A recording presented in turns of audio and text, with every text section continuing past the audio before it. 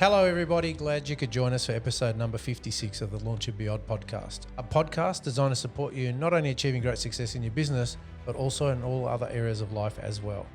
There is no doubt that along the journey of life and business, there may be many setbacks and disappointments. Time when you will have failed in your objective, where you may have lost a lot of time and possibly money. But in that, what you may have learnt in the experience, coupled with a steely determination and desire, may be just what is required to ultimately assist you to achieve your outcome next time.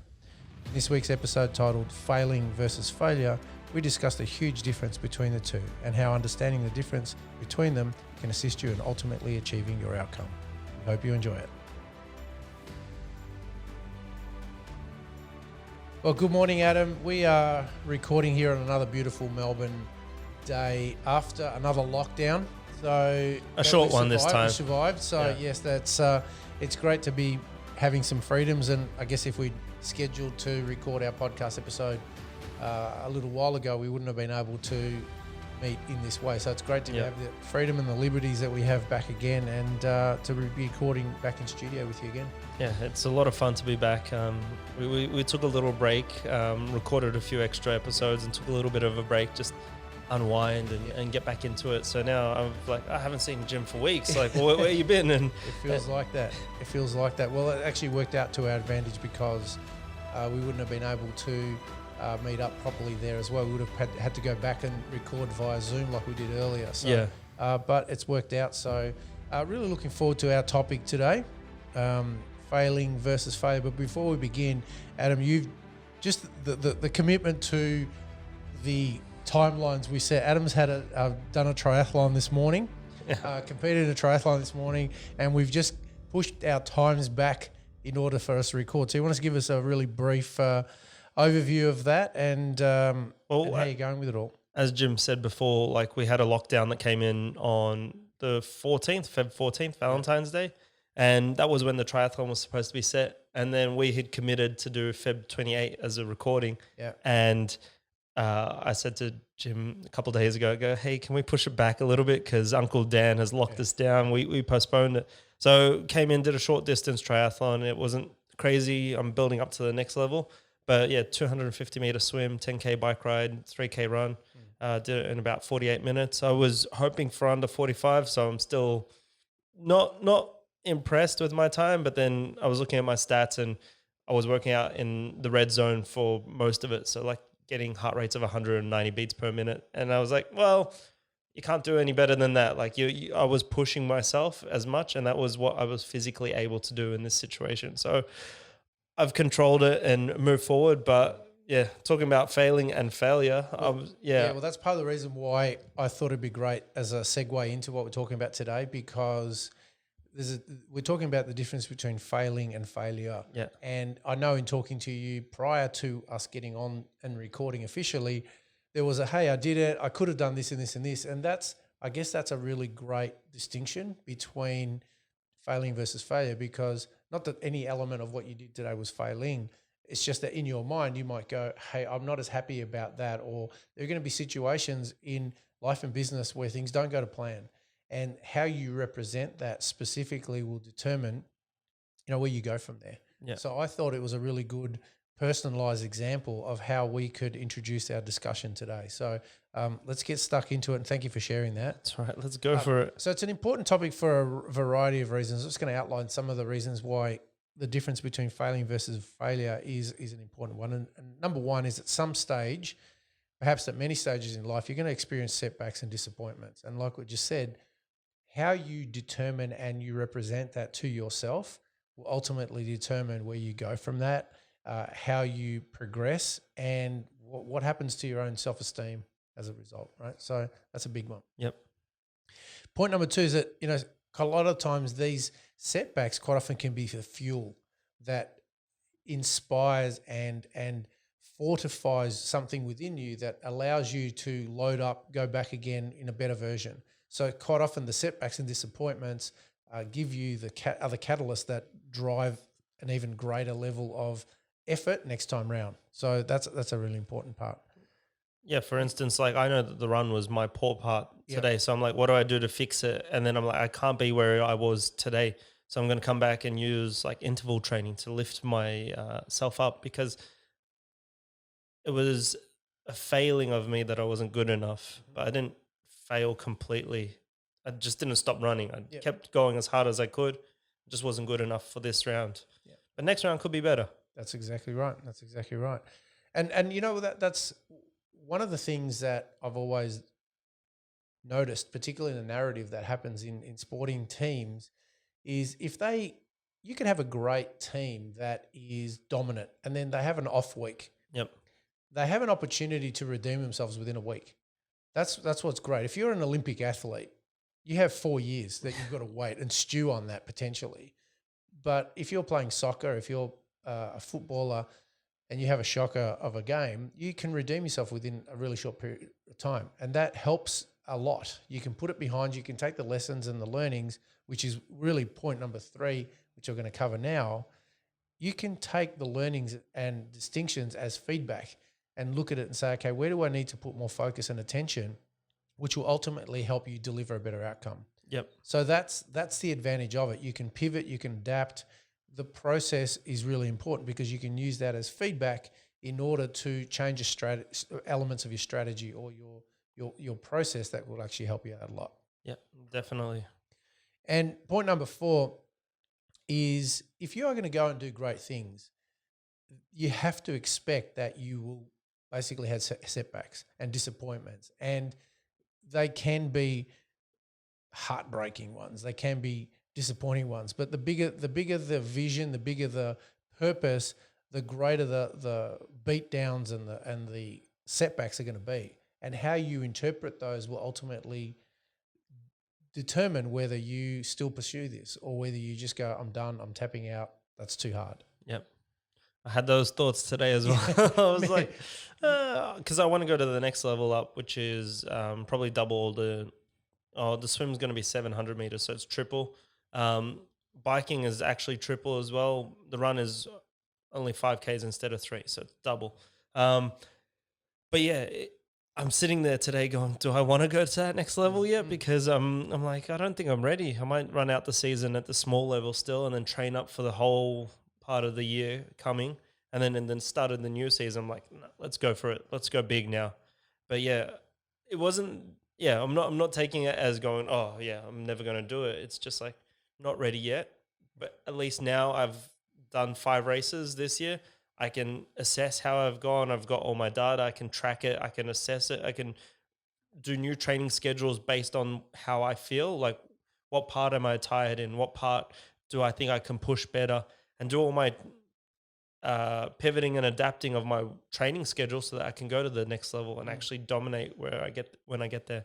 Yeah. Well, Adam, the example that you've used right now can just as easily be transferred to other areas, right? Yep. So we could be having a business conversation, and the learnings that you've taken from that you can apply to how you run your business or how you run your life. And so that's where I'm seeing that's transferable. And the metrics, the information, the data, the analysis that you're talking about is all essential and all important. So sorry, go on. Sorry to cut in, but it was funny because you were talking about how Olympic athletes, they have 4 years to stew on this. And I mentioned to you that I read the book Legacy this week, and it was a phenomenal book. Like I loved it. I couldn't put it down. I finished it in 3 days, I think. Like it was one of the best reading books that I've had for a while.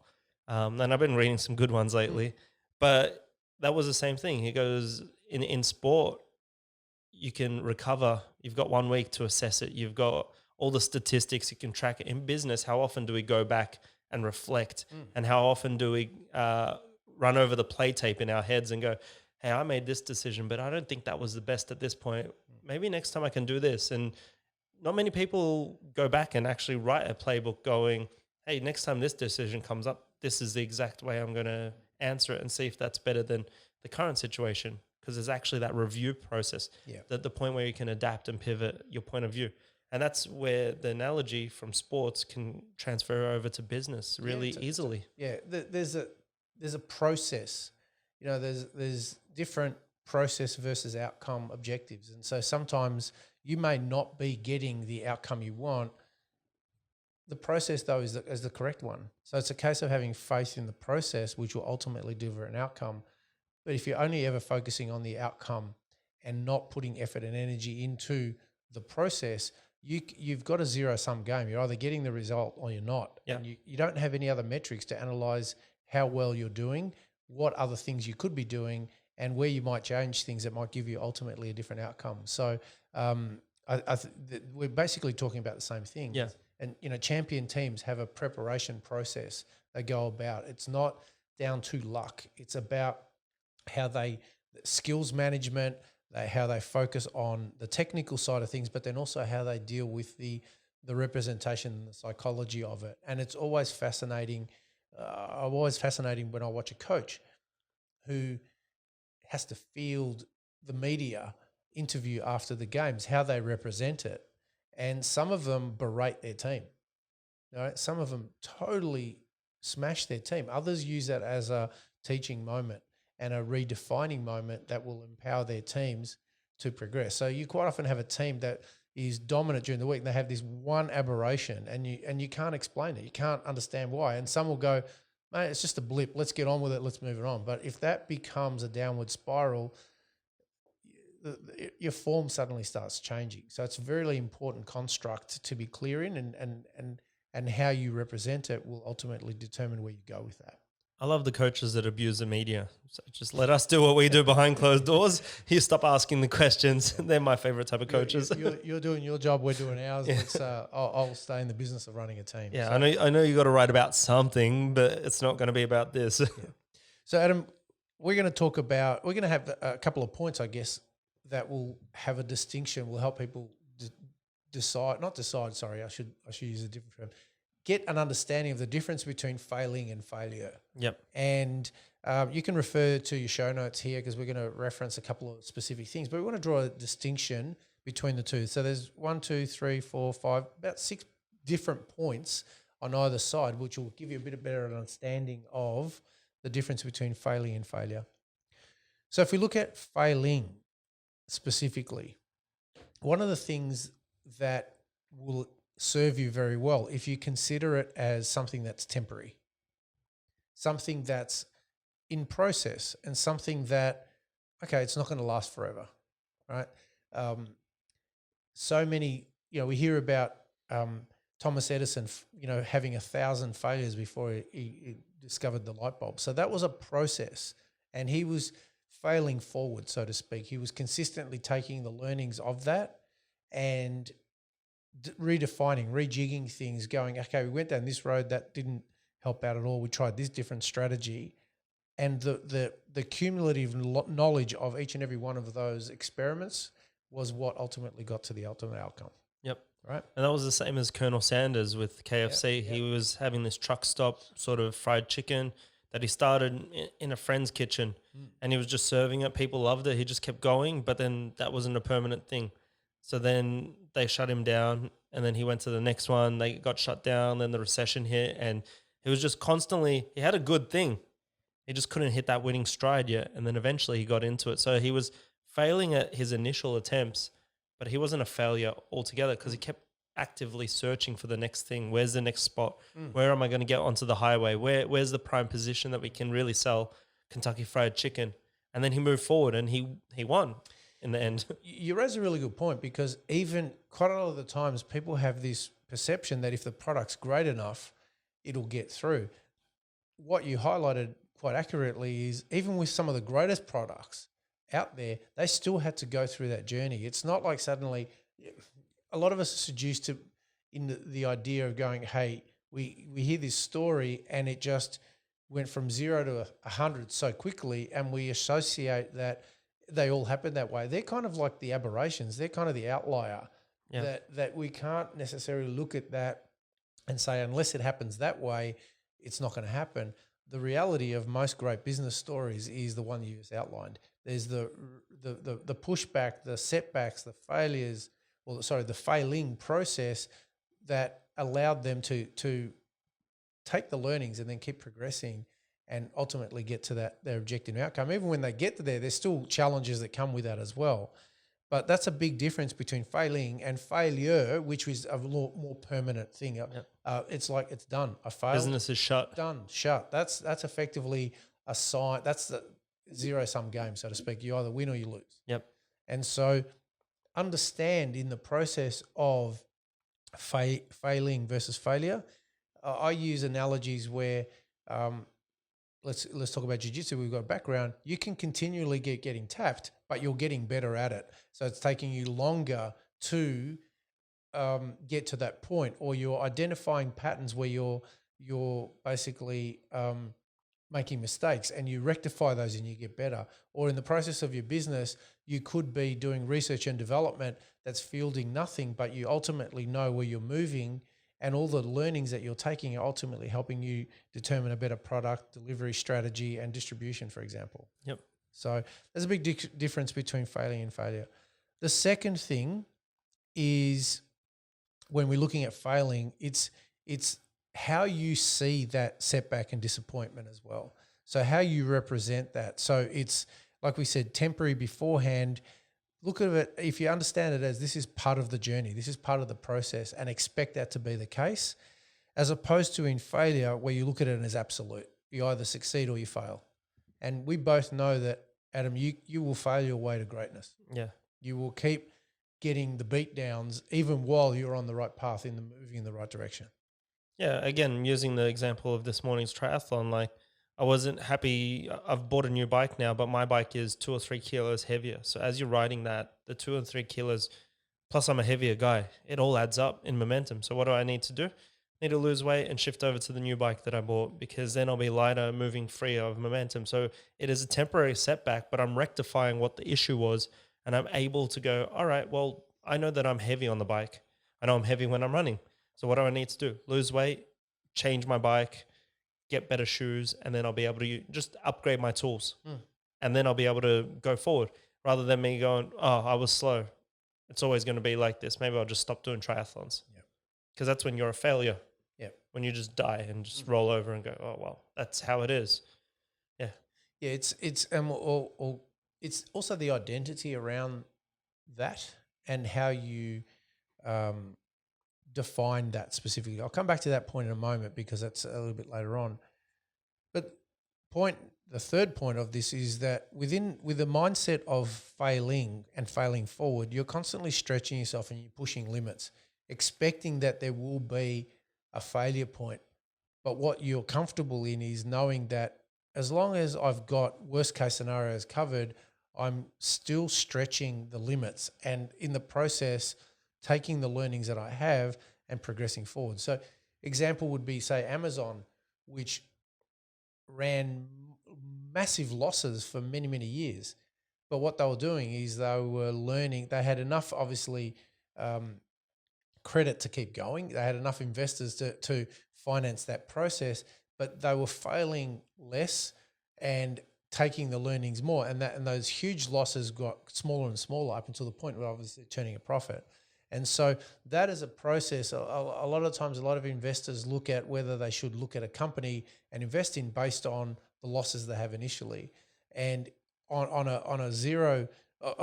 absolute level, you didn't make a profit this year, so technically you've gone backwards or lost. But that process, quite often, they might have booked a loss, which then allows them to buy another business, which allows them to make more profit. So it's the restructuring and the stretching of self within that process that's different to the failure, which is really about finality. Yeah. Right? And for instance, like on Friday, I bought a close to $100,000 machine.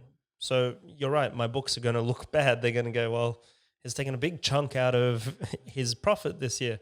But in my mind, I'm like, well, I've stepped back, but I've got equipment now and I can produce more next financial year. So this year, it might look terrible on my books, but moving forward, I know that I've got the potential to grow.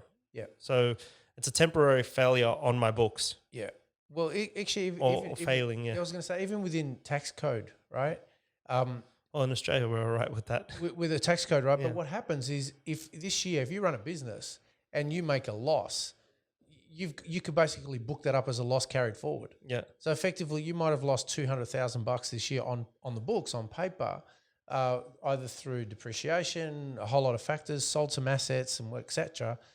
But then the advantage is next year you can bring that loss forward and neutralize any further gains that you have. So to me, even in the tax code, it's geared towards supporting the process of failing versus failure. It's not basically say you lost money this year, so you're out, see you later, shut up shop. No, it's like, okay, there was an aberration, there was a loss, but you know what? As long as you're trading and moving forward, you'll have an ability to redeem that. Do you want to? Are you looking for an accounting job? Because No. I need someone like you that can. No. But that's effectively because it's funny because I did, you know, for everybody listening, that's my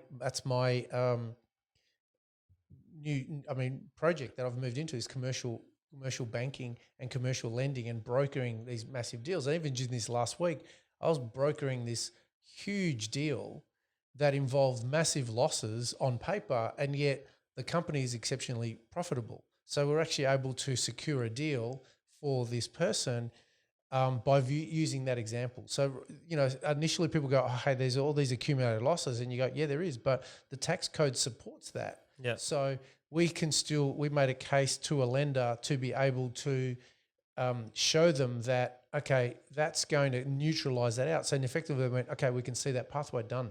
So it actually, even within the tax code, it actually supports that process of having a pathway. As long as you've got enough cash flow to support that process, or you have means to cycle through that, the business is such that it will allow you to do that. Right. So, and no, I'm not looking at an accounting gig, Adam. I'm looking to hire. Yeah, definitely the case. So the fourth point is failure, as I mentioned earlier, is really part of the process. In nature, whether you look in business, whether it's in relationship, you're going to have false starts many times, right? And it's a part of the journey. It's part of the process, part of learning yourself, part of learning who you are, what you stand for, what's important for you. There are going to be a lot of misfiring and a lot of disappointment. So if you can understand that failing is part of the journey, you won't represent that end of the journey process as a construct of failure. You won't look at this and going, okay, I had a breakdown in a relationship, so that means that I'll never have another relationship. Or I had to shut my business, so that means that I am whatever. And anytime you say I am, you identify with that, it's potentially a problem. You know, it's how you represent that in and of itself. Yeah, I can see that. I'm thinking like a rolling 0.3, 4, and 5. They're very similar. Into one. Yeah. But for instance, stretching yourself. Right now, if you aren't happy with where you are in your life and you're looking to move up to the next level, you might not know how to get to the next level, but you've got an idea of where the next level is. So what you need to do is you try all these different avenues. It's like when you're driving, you try different roads to dodge the traffic, and eventually you'll get somewhere. But one time you'll turn down a no through road and you go, oh crap, that was a wrong thing. So you move around and you go a different way. But you have the outcome, you know where you want to be, but you've got to try all these different avenues, different ways to get there. And some of them aren't going to be, there's a no through road. So you got to turn back, go back, and then start all over again and go, all right, well, you know, I won't go down that road ever again. But that's how it's part of the journey. It is how you learn, and it is how you stretch yourself to grow better. So it's, as you said, they're all very tightly knitted together. They're interlinked, and they become, so I think what will happen is that when we go to a discussion point, that's where we'll really tease them out and it'll make a lot of sense. But I'm just looking at the left side of this, ignoring the right side. That's because okay. It's like, that's all right. Failure is not an option. Yeah, well, look, it becomes a way of life for a lot of people, and there's a rigidity of it because failure, like we just said, is determined for a lot of people as the end of the journey. It's done. There's no other option. Whereas everything could be looking terribly, very bad, and you could have been bankrupted. You could have had a divorce. You could have had massive health challenges. For example, I'm using 3 massive life challenges. If you look at that and say, I'm cooked, I'm done, that's it, there's no more hope for me, then it's very hard to move beyond that. Whereas if you realize that I am not my circumstances, I am not my situation, I am not my, and this person that I was talking to you about, that I was working a deal on 5 years ago, bankrupted. And so within a period of 5 years has turned this company around, and now is booming, right? And so had this person gotten to a point where they sat down and went, that's it, I'm done, they wouldn't have been able to bounce back from that. So, how many times you hear in the story of entrepreneurship that most great entrepreneurs and most great companies have gone bankrupt at least twice before they really accelerated, and they've lost money along the way. Heck, man, like I know in myself how much money, if you looked at it, that I've invested in ventures that went nowhere. And it's all well and good to lament that. But if you identify that as a failure as opposed to that was a process, and I looked at that as the world's most expensive tuition that I had to pay in order to take the learnings, which ultimately yield many multiples of that. And that's the way I choose to look at it, because otherwise you paint a really sad and depressing story about it, and that's really the process of failure. So it's a case of being comfortable, understanding that no one likes it, but which leads us to our next point of opportunity to learn and grow. If you take that as an opportunity to learn and grow and take the lessons out of it, it will ultimately support you.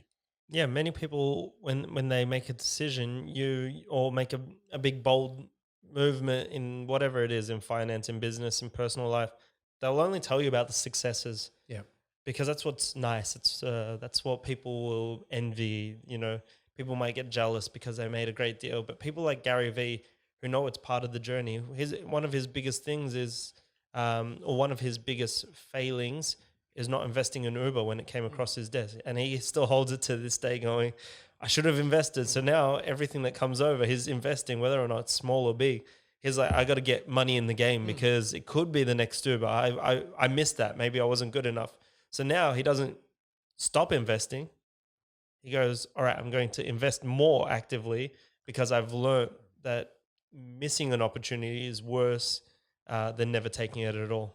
And when we had SJ, who's a Forex trader, on our program earlier on, she talked about risk profiling and risk mitigation. So effectively, you're never actually betting the station on any one trade. So no one trade should make or break you. That's pretty much one of the rules in trading. So in Gary Vee's example, he's just making sure that he's basically taking up all of them with the view that one or two of them that may hit pay dirt neutralize all the others that went nowhere. Yeah. So he's choosing to accept that as the cost of being involved in the game. Yeah, and the difference between that mindset and then also a failure of mindset is that you're refusing to take the learnings and grow, and you're just basically going, that's it, that's done. I can't bounce back from here. I can't learn from here. This is it. Yep. I've learned not to invest ever again. That's it. That's it. Done. It. So it's a case of going, okay, what did I learn? Well, maybe I shouldn't have invested emotionally. Maybe I should have done this and this and this. Maybe the idea was correct. It just wasn't based on the right people. So there's so many things that you can take out of it. But like I said, no one deal should make or break you, and that's really great wisdom that I've learned along the way. Finally, Adam, particularly with regard to the difference between failing and failure, and this is probably the biggest one, is not to take it personally, because when you're failing, it's accepting that it's part, like we said, part of the process, part of the game. Think of, I always draw this analogy, but a guy asking many people if they'd like a drink at a bar, and he's just playing the numbers. He's expecting he's going to get 99 knockbacks, but every Saturday or every Friday, he's always got a number and a date, right? It's because he's prepared to fail and be comfortable with it. He's not creating a story about what it represents, what it means. Whereas someone who adopts a mindset of this is a failure internalizes or defines a particular narrative around the experience. I'm only just using the dating one, but it can be about anything. It would be fitness, the triathlon you ran this morning, any number of things that we don't bounce back from. I was going to say 1 in 99. That's a pretty bad ratio. It's normally about 1 in 8, but Okay, well, I'm just giving you an example, Hey, persistence. That's persistence. He didn't take the failing. Yeah, he's not failure. Keep going. So there's a big distinction between failing and failure. So there's some key points that we want to focus on, and this is the part where we bring it all together. Adam, I think is what we're talking about, because you're right. The subtle plays on it. But number one, failing is part of the process in business and life. And like we said, how you handle the setbacks and how you choose to represent them will ultimately define you. So do you have a specific example where that may have been relevant to you? Oh, yeah. Many times in business I've failed but I've never shut down and gone, it's a complete failure, let's put it out of business. Like my bread bakery, for many years, it wasn't turning much of a profit, like close to almost nothing. Most months we were covering all the costs, covering the staff cost, putting maybe $100 in my pocket, and that was it. Like, but I kept persisting with it, I kept growing it, and now I've learned all the bread recipes that I can scale up in my new factory, so I can go back into that business if I want, with all the experience of how bread reacts, what type of skill level I need for a staff member to come in. Do I always need a fully qualified baker? Can we get away with having non-qualified bakers or, trained cooks that can come in and do it? So even though my bread bakery was a lesson or a fail, like it wasn't a failure completely, it was failing, and it taught me so much about the fresh bread game that now I can go back and I can go, all right, in my new factory, I can implement bread, and this is how we do it. This is the best procedures. This is the best protocols. This is the staff we need. These are the best ingredients, and we can come together. And there's always a risk, but without much of a risk, I'll come in and go, all right, let's do fresh bread. And I can turn around in an instant and do it. Yeah. So, yeah, I have had times, especially in business, where there were failings, but it wasn't a complete failure. Because I sold that business as well. It sold at a decent price. So we got rid of that, and I as you said, it was like tuition for your university. It was like 3 years of me learning on the job. It was like an apprenticeship. All right, I own the business, but it was an apprenticeship. Cost me a bit of money. Let's move on. Yeah, look, totally. That's man. I've been in the same boat. I've been in the same boat where I've made decisions emotionally and felt like it was really, really good. Felt it would actually support my growth, and at the end of the day, it was just an ego play, really. And you learn a pretty harsh lesson. So it was a business that we bought, we shut down. It definitely helped in there, but it was more just I've learned that I can't make these decisions emotionally. And because I do have a higher risk tolerance, and because I am very decisive, I've had to work out that I still have to have I had to have systems around what would qualify something progressing to the next style of engagement. So my emotions are important, and I could sort of configure what failure meant. It was like, okay, stuff it. No, this won't define me. But I also had to take the learning out of the situation and go, okay, you keep doing this, you'll keep getting the same results. So what do you need to change about your strategy? And part of it was emotional regulation. That's been the biggest one. So I totally hear you. And there's a humility and a humbleness that comes from getting dropped on your backside 1, 2, 5, 10, 20, 100 times that you hopefully learn from and you can use to your advantage as time goes on. So. Yeah, I was talking with my auntie on Friday, and I was just at their holiday house just for the day, and we were sitting there, and she's like, "You've changed a lot." I go, "I haven't changed my core values, but I've been humbled a lot over the past 2 or 3 years. So now that ego and the arrogance is not as big as what it used to, especially in the family life. Family culture, it's a bit more of a safe environment. You can be the biggest version of yourself, which I used to be a very big version, but now like to be humbled by experience is Yep. an amazing thing. Yep. That journey really taught me a lot, and changed me for the better in Yep. terms of my personal life, because a lot of people have started complimenting me, going, "Oh, you're more of a pleasure to be around." Not saying that I was bad before. It's just like you see the world in a different way now. Yeah, well, it is because where you have a single focus, or if you've got a particular not so much intensity, because I don't want to make that wrong, because heaven knows I've had that as well, but it's more just reappraisal of priorities and reappraisal of how you go about doing things that experience teaches you, that, and sometimes harsh realities. And truth be known, the bigger the ego that comes into it, the harsher the lesson has to be to get your attention, right? So you're not going to get this little, because you'll brush it off and go, nah, next, keep going. But you've got to get, such a smack in the head that you'll go, okay, I really have to pay attention now. And that could be your health, that can be your relationship, that can be, Karate, when I started with Frank Correct, Barker, correct. and I was fighting one of their black belts, Yeah. being a black belt myself, Yeah.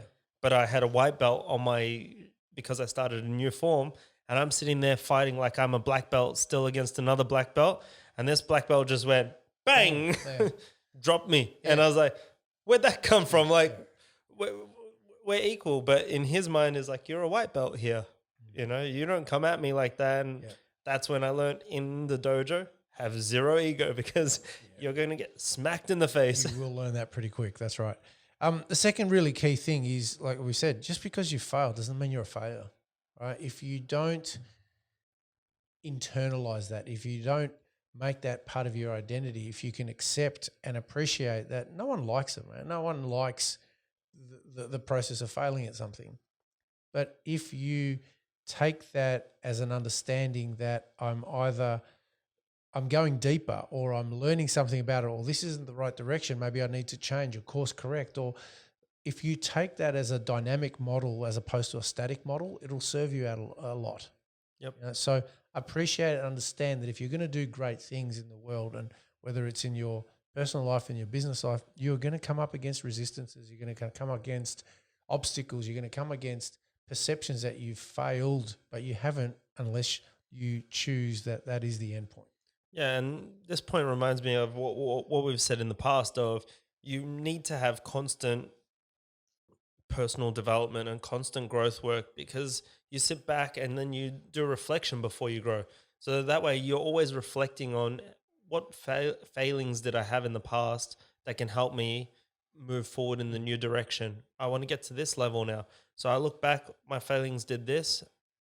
All right, I'm going to write down how I can grow out of that point to be bigger and better. And then that way you're not a failure, because you haven't let them define who you are. You haven't let them go.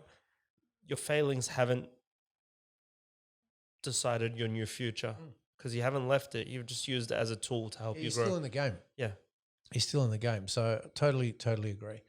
The third really key point here is the process helps build resilience and determination in you. So this is what, I see so much in the approach to rearing kids, that I think as a society, and this is just my opinion, and I'm just going to validate, sort of confirm that it's my opinion, is I don't think we prepare kids enough for the setbacks that are coming for them.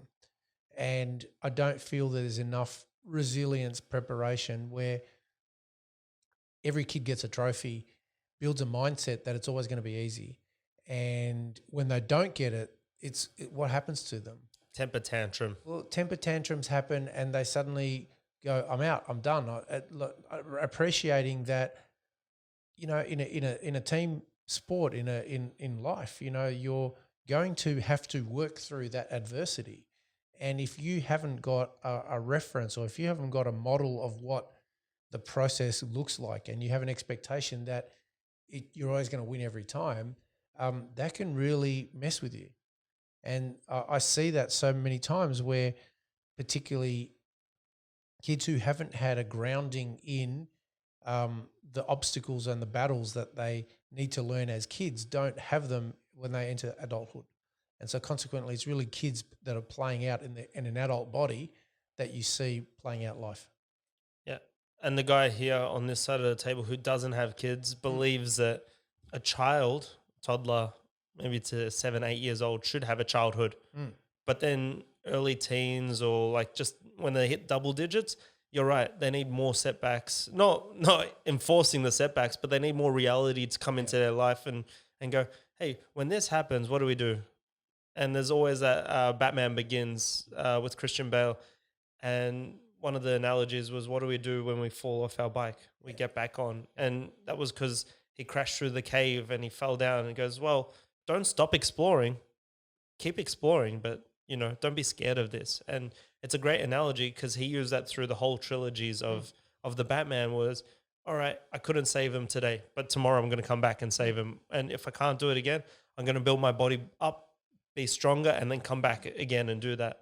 So I believe kids should have a bit of a childhood, but then also be exposed to this as well. So as you say, by childhood, it's more about. So and this is entering a whole nother realm of from the guy who doesn't have kids. No, but the principles, it's principles, right? It's even in health, the whole philosophy upon which I've dedicated my life in the, at least in the initial stages, was about the resilience of the body. And the immune system's response is to adapt to its environment. And so how you build resiliency is basically being subjected to an environment, not a sterile environment, but an environment where your natural T helper cells and your immune response has to find within itself a capacity to deal with what's going on. It's exactly the same in childhood. It's exactly the same in business. If you and there's a big argument, particularly in that if you eliminate all the obstacles and challenges that a kid has, both in health and also in life, the moment they become adults, they're ill-equipped. They don't have the tools to be able to look after themselves. So you're creating a mindset or a person of dependency who's looking for a rescuer rather than having the tools to look after themselves. Yep. So no, I agree. Please feel free to send me some hate mail if you disagree with that. But I feel very passionately about that because I see it play out all the time. And people that I work with in the coaching capacity, you can pick almost 100% the person who's never had to get their own ball, metaphorically speaking, who've had the flick pass out, who's been given to them, who's never actually learnt the process of what it's like. Right, smiling like a Cheshire cat. What's on your mind? I have an example that I'm like, I don't know if I should put it forward. Well, perhaps you shouldn't then. No, I'll put it forward. Why not? What's the worst that can happen? It was like when Donald Trump got elected in 2016, and there's this iconic footage of this one man. He looked in his early 20s, just on the floor screaming, and just, I don't know if you've seen the footage, but it's just this person going, no, and like crying. And it's like, well, you've never seemed to have a setback if your elected leader is the biggest issue in your life. I believe you've got a pretty cushy life. You haven't had the setbacks that many people have had, if that's how you react to that. Most people will just go, all right, well, it's not my party. That's not who I voted for, but we're going to get on and do what we have to do. And maybe in the next 4 years, we can elect someone else. And that's the logical way to go about it. Not sitting there on the ground going, no, I'm never going to achieve anything in my life now because the person I didn't vote for is in for the next 4 years. Yeah, and when you do that, it becomes a very disempowering process, right? So whether that's within the context of what you just said, which that would have been a lot of people who may have had a similar view. That could just as easily be where you don't get the promotion, where you don't get picked for a team, where you don't, the pitch for your business gets knocked back, or you've got a movie script that you want to put forward and you keep getting rejection. It's all part of the process. So there's a steely determination that you have to find within yourself if you are going to keep persevering and pursuing to ultimately get to your outcome.